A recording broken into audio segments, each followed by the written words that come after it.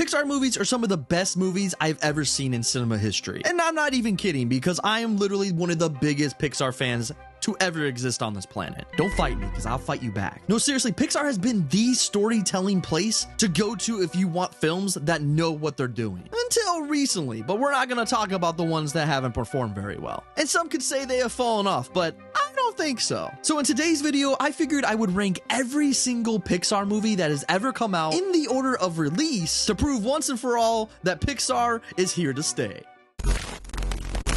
Hey guys, my name is The Hero and welcome to today's video. If you guys enjoy this video, make sure you guys like it, share it, everything, and I want to see your guys' rankings in the comments below. Without further ado, let's dive into it. So the first one on the list is Toy Story, the very first CG animated film coming out of Pixar and in general for filmmaking history. Now this movie is a classic because obviously most of us, at least around my age, grew up with this film. And I feel like it still holds up today. Most films tend to fall off over years or just don't age well, but this one, still as good as the first day I saw it. So before we continue, we are ranking all of these in order of this. The top tier is going to be timeless, meaning it doesn't age, it's so good, it will always be good, nothing's wrong with it, in my opinion. And then we're going to go down to great, good, okay, and plain just bad. So to start off, Toy Story to me will always be a timeless classic. And I feel like most people would say that. So it's going right up there in the timeless category.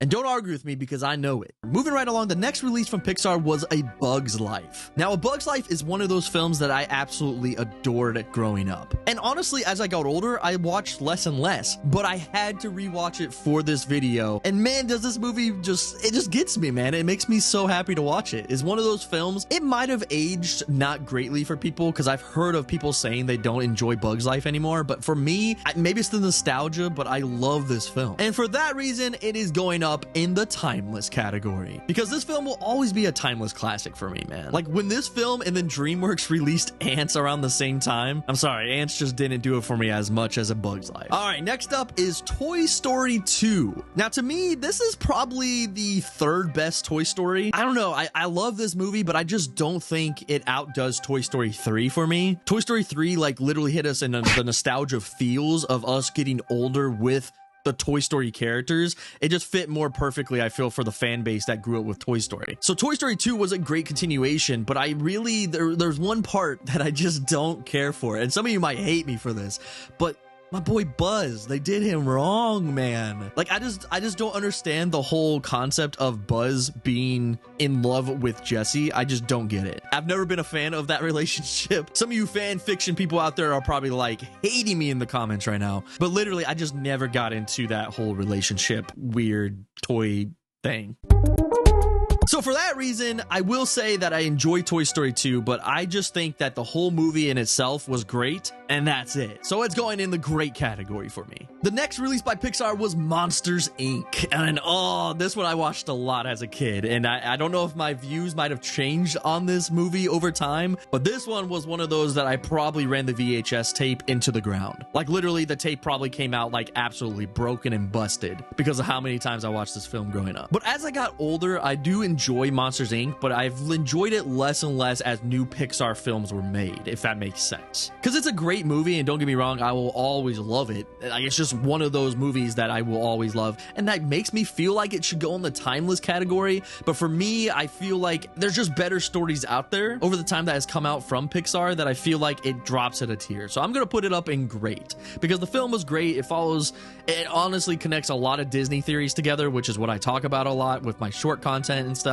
So I mean, you know, if there was ever a movie that comes out that connects Boo to every single universe ever, of her being a time traveler through many doors and doorways to other worlds, then sure, maybe this will grow on me more, but I feel like it fits in the great category for now. Now, this next film was my favorite Pixar movie for the longest time. And some of you might be like, what, Toy Story wasn't your favorite? But no, and I'll tell you why. The next movie on this list is Finding Nemo. Finding Nemo for me was easily one of my favorite movies of all time, especially growing up. For the longest time, I wanted to be a marine biologist. I literally was gonna go to school for it. I took marine biology in high school. Yeah, high school. And literally was all about marine biology and wanted to be a fish studier, researcher, I don't know. But I ended up changing my career path once I got to high school and after high school, what college I was able to attend, what I could get myself into. But in the beginning, it was all about marine biology. So when they made this movie and how beautiful this animation is, like how they were able to make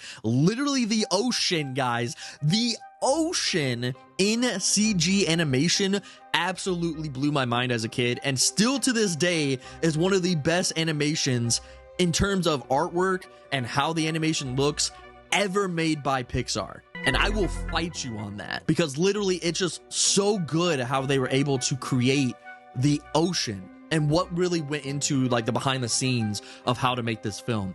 And it's so cool. Like, just look up the story, or maybe I'll make a video about it.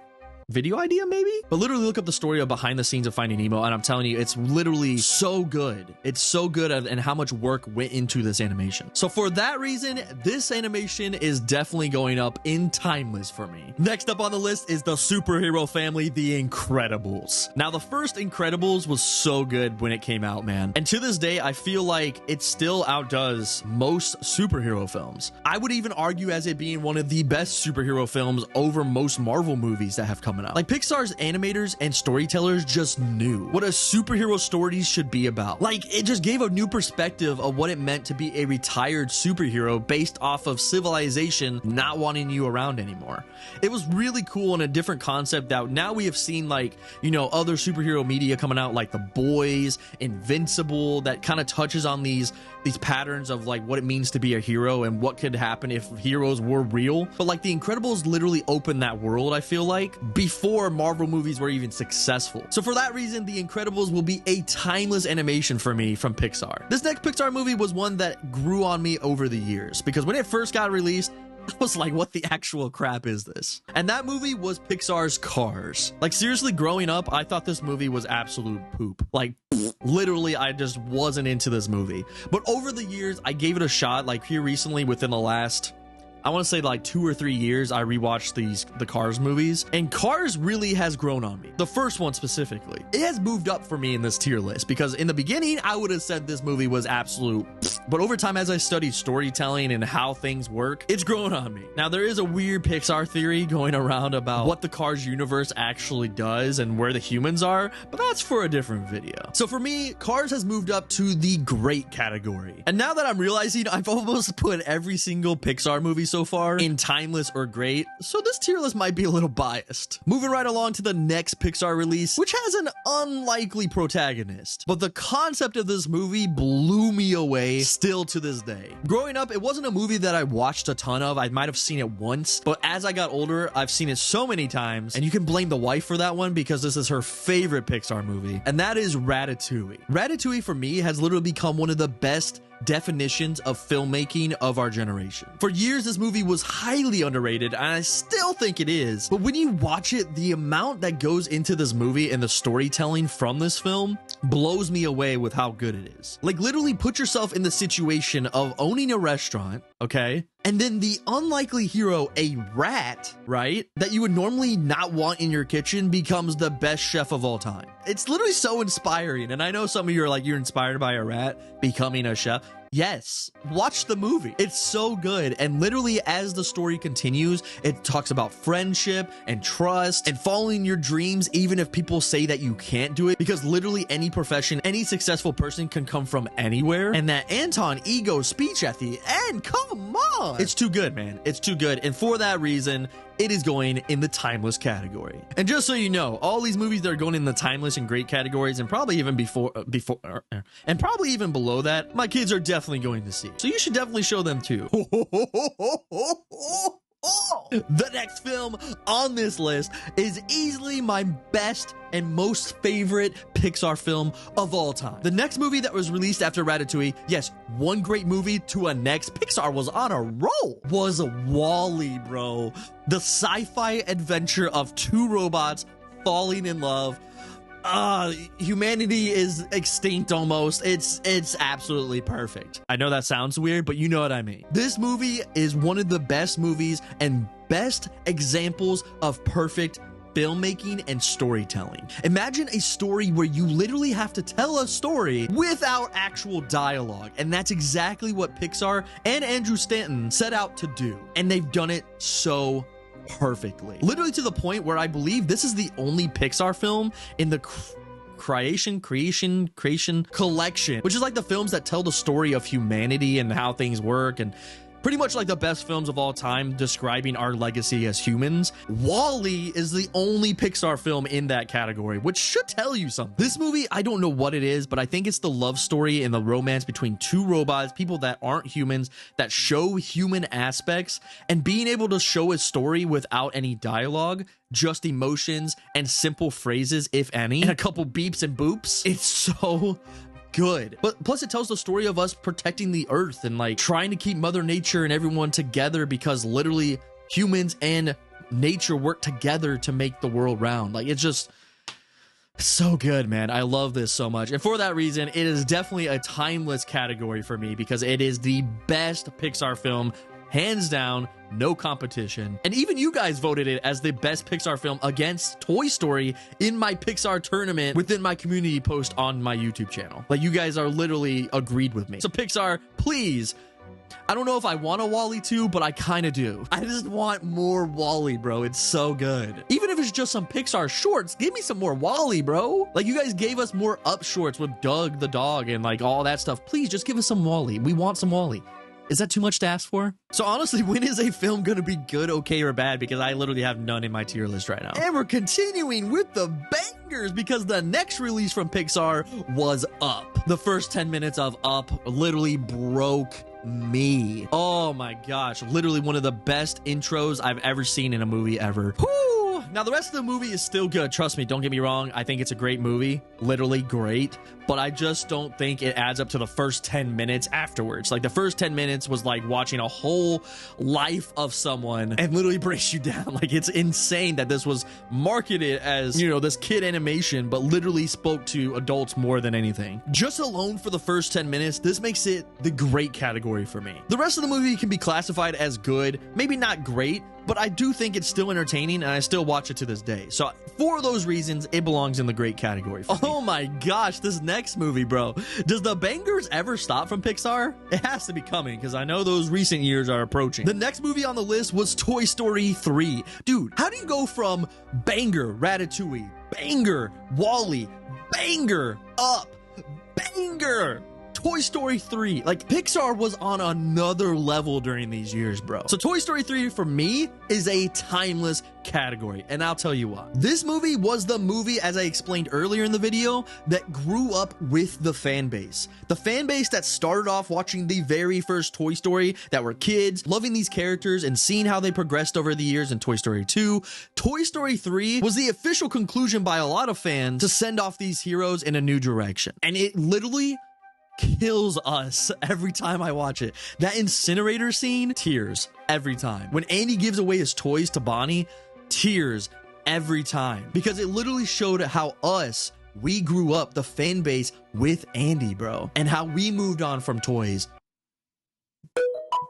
Well, most of us. How we moved on from toys and like did our own thing and continued our life, and literally showed how childhood dies as you get older almost. And oh man, just the whole aspect of this movie, I love it. Plus it's the movie that literally like introduced Ken for Barbie, which I absolutely adored. It's one of those movies, man, that it gets me every time. And I don't know if every Pixar movie will do that to me like that did, but like, by ranking just off experiences alone watching these films, Toy Story 3 is a timeless classic that will continue to always be good no matter how much society progresses, because all of us can relate to it. Even kids now, if you watch the first Toy Story, second Toy Story, and then they grow up watching the third Toy Story, it just always will be good, and it will always connect to everyone, even if they haven't seen the first couple Toy Stories, because everyone grows up. So for that reason, timeless classic for sure. The next movie that is on the list is Cars 2, and I literally don't know what they were thinking for this movie. I feel like they were trying to go in a whole different direction from Cars 1 and just wanted to tell this new story, and that they were trying to go off of the popularity of Mater from the first film, and I think this movie just wasn't it. I like the idea of Lightning McQueen literally moving into a foreign race, like being able to race foreignly, something that was new. And as with most storytelling, you always want to put your central protagonist into a new difficulty from the first film they were in. So I think they did well with that portion, but they almost sidelined Lightning McQueen in this movie, which was very not great. And they focused on Mater with this whole spy story. I see what they were trying to do, but I feel like it's not for me. So for that reason, Cars 2 is probably one of the most hated. No, that's too harsh of a word. Just not very good Pixar movies, in my opinion. So for that reason, it is definitely going in the bad category. Oh my gosh, guys, our first bad Pixar movie. The trend is starting. And then we finally get our first Pixar princess, guys. Our first Disney princess made by Pixar, which is Brave. That is right. I love this film, mainly because it is a history maker, but on top of it, it's actually a good film, especially for women that can relate a mother-daughter relationship. I think it was a really cool, neat idea, and for that reason, like, just because I watch it and it's very good, I'm gonna put it in the good category because I don't think necessarily it's a great movie. I do think it's underrated compared to a lot of Pixar films, but it is one of those films that I don't watch all the time, and one of those that I sometimes forget about. This next one, it took so long for me to watch this one. Next one up on the list in release order is Monsters University. And for me, this film was just not it. I've never been a super fan of the Monsters, Inc. franchise as a whole. I think the first movie was great, obviously, but this movie, I just don't understand. And I honestly don't understand Monsters at Work TV series either. And maybe it's just because I don't really give them a chance, but it took me the longest time to watch Monsters University because I just was not interested in it. After watching the film, I don't think necessarily it's a bad film. It is cool to see the prequel story of Sully and Mike, but it also kind of defeats the purpose of what originally happened in Monsters, Inc. I thought the whole idea was that they didn't go to school and they just went to like they just signed up to work there. I don't know.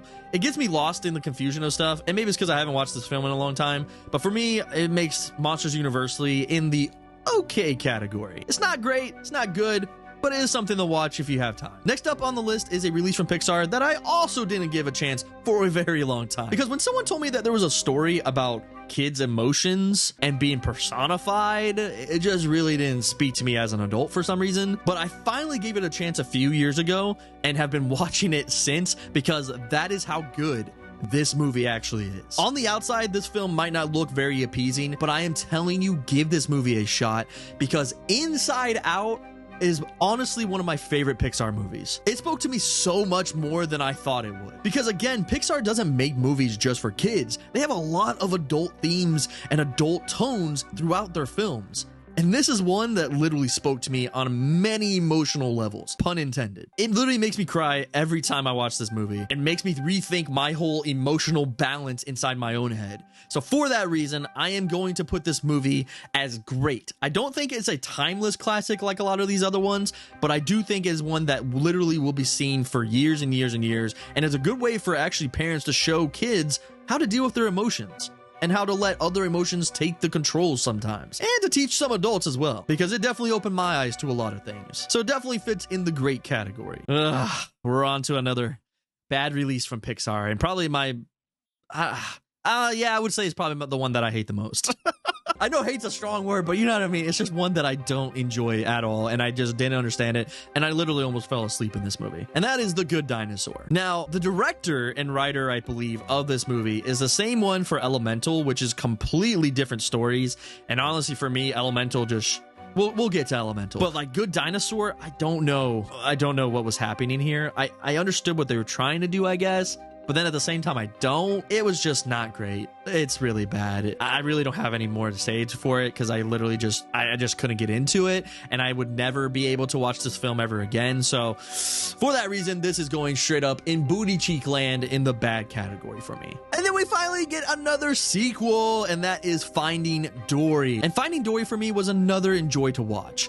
It literally just makes my heart sing a little bit that we got a sequel and that they literally were able to do it in a way that made sense. Like, getting the backstory of Dory, one of the most beloved characters probably from Pixar ever, was really cool and a neat way to introduce more characters. Like the whales, absolutely golden. I don't think it's as great as Finding Nemo was, and that could be just a nostalgia thing, but for me, I did enjoy Finding Dory when it came out. I seen it in theaters. I was super excited when it was going in theaters, and the introduction of Hank was really cool. I liked his character a lot. So for that reason, I'm gonna put this movie in good. I don't necessarily think it is exceptionally great, and it's definitely not a timeless classic for me, but I do think that it is a good enough film that could be watched multiple times. So I'm gonna put it up with Brave in the good category. I also haven't watched it a whole lot, so maybe I just need to watch it a few more times too. And then we got what should have been Cars 2, Cars 3. Cars 3 literally concludes the story of Lightning McQueen. And I think they did it in a way that was perfect. It's what Cars 2 should have been, and they shouldn't have even had a Cars 3 in my opinion, but Cars 2 should have been this story. Cars 3 literally was able to show what it meant to get old and to fall out of your profession and to get worried about newcomers and youngsters taking over. It was really interesting and a great idea that wasn't just an entertaining story for kids, especially the, especially the demolition derby scenes, but on top of it was great for adults and like having adults connect to the story of like, will you be able to do what you do forever? Like, it's just, it was really cool and it was a great story. And then like having Lightning McQueen like crash, having that Doc Hudson moment of like, will this be the end of his career? I'm telling you, this movie was really good and surprised me. So I am gonna put it up in the great category because I feel like this movie is definitely should be the movie you follow after Cars. Like literally just forget Cars 2 even exist. So for that reason, it goes in the great category for me. And right after this came a movie that I wasn't super excited for, so I didn't get to see it in theaters, and that was a mistake. This movie was Coco, and for a lot of reasons, Coco has moved up in my realm to literally being one of the top 5 Pixar movies of all time. And honestly, I sometimes argue with myself if it's better than Toy Story at times, because the storyline of Coco is just so magical and feels Disney, if that makes sense. It's got a deep connection to ancestry and like honoring the dead, but also like the connection of like son and daughter and grandma to grandchild. It's just so good and shows like what family legacies mean and has like little twists and turns along the way. It was a great, neat idea of showing a different culture that hasn't been shown a lot like in animated films, in my opinion, and I really enjoy that culture. So for that reason, like just because of the interest level for me watching it, I've watched this movie multiple times since then, and I believe it fits in the great category. I don't know if it necessarily will be a timeless classic, like where one that someone will watch over and over and over for years and years and years. It might fall off. I don't know. For me, it doesn't. But for that reason of other fans not being as interested in it, I'm going to put it in the great category. But it could, you know, but very, very close to a timeless classic. And then we finally got the long-awaited sequel of Incredibles 2. Now, this movie for me was awesome. It was an experience. I got to see it in theaters. I was super stoked. It was one of those films where we had the meme going around that if your kids were going to see it, they needed to be quiet, because all of us that grew up with The Incredibles, this was our movie.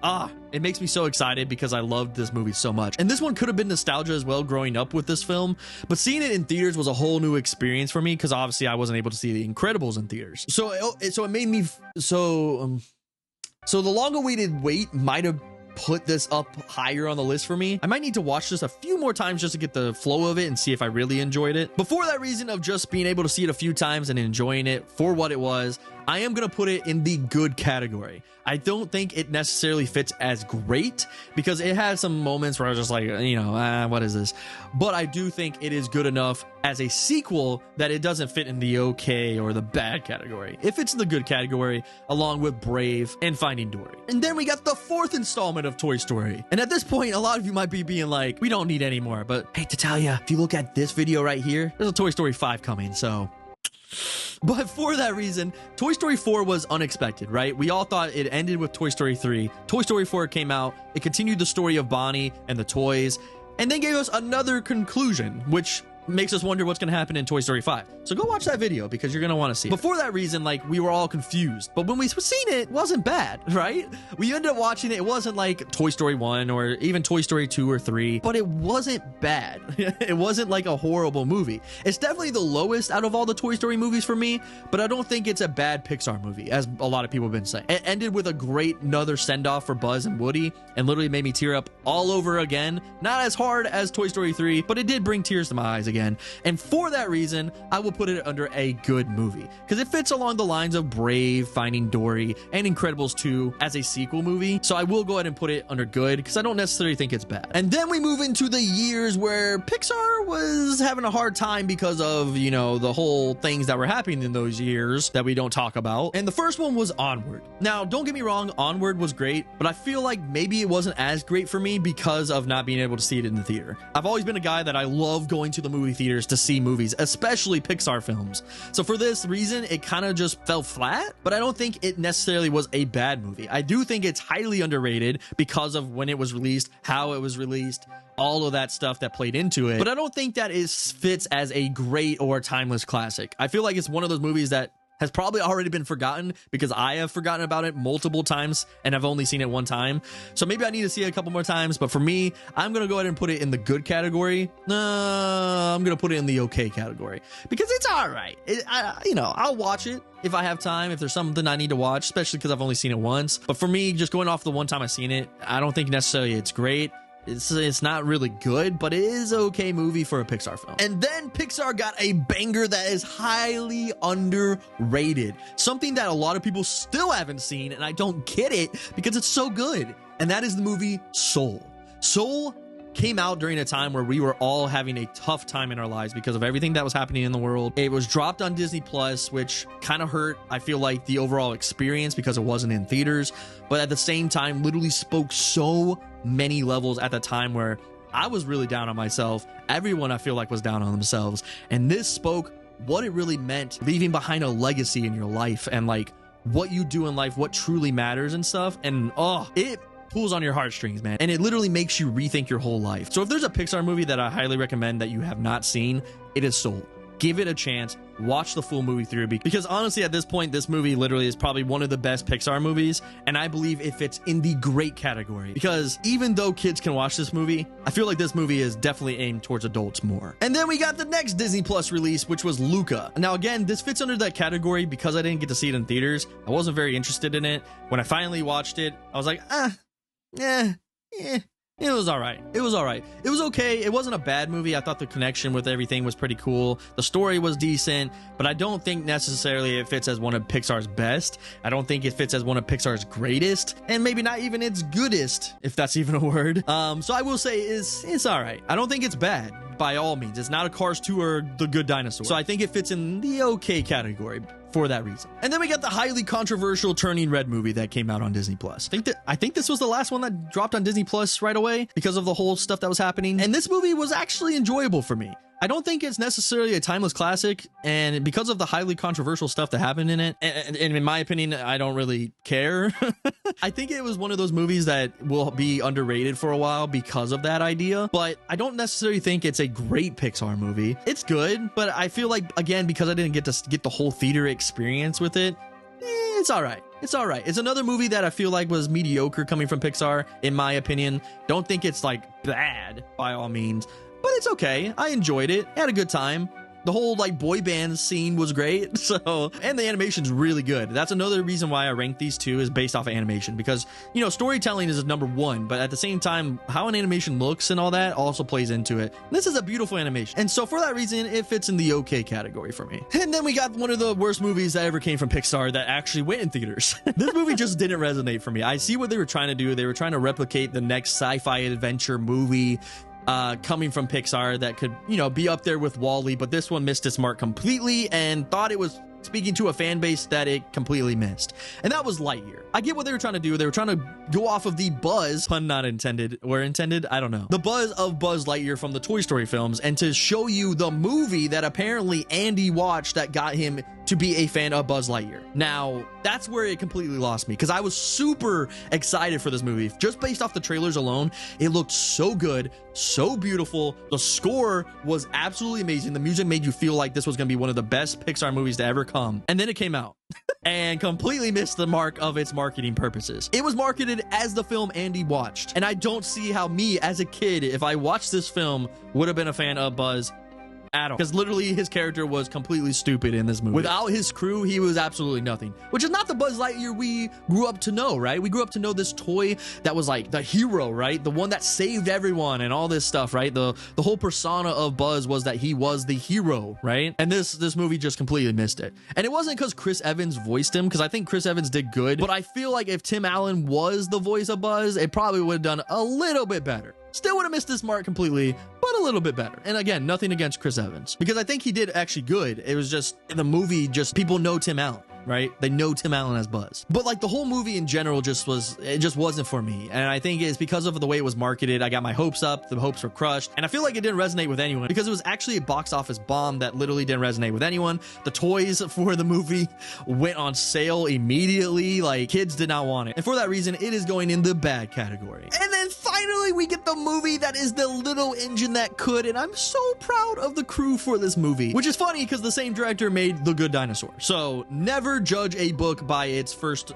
edition, because the same director and writer ended up making Elemental, and this movie started as like a box office flop, another Pixar movie that just didn't resonate with anyone. It just wasn't great, or so we thought, because this movie literally just kept chugging and chugging and chugging, and Disney was smart about it by just letting it sit in the theater, and this movie became a success worldwide.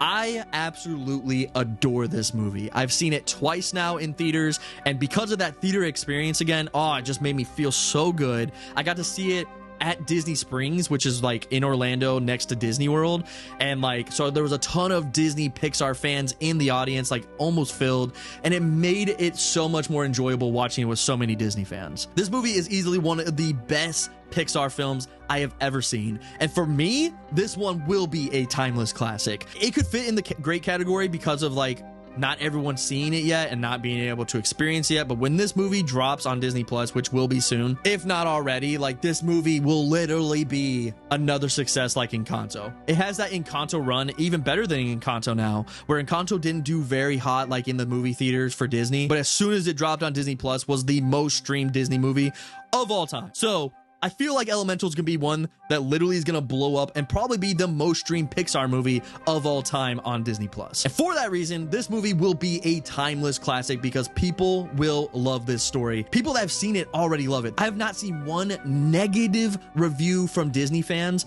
that have watched this movie. So for that reason, it is a timeless classic for sure, and will continue to be. And there you guys have it. That is the ranking of all 27 movies from Pixar. What did you guys think of my ranking? In the comments below, tell me which movies were your top 5, or just give me your whole list, because I want to see your guys' list. I am super excited for Pixar's next release, Elio, which drops in theaters next year, so be on the lookout for it. And until the next video, I'll see you at the movies.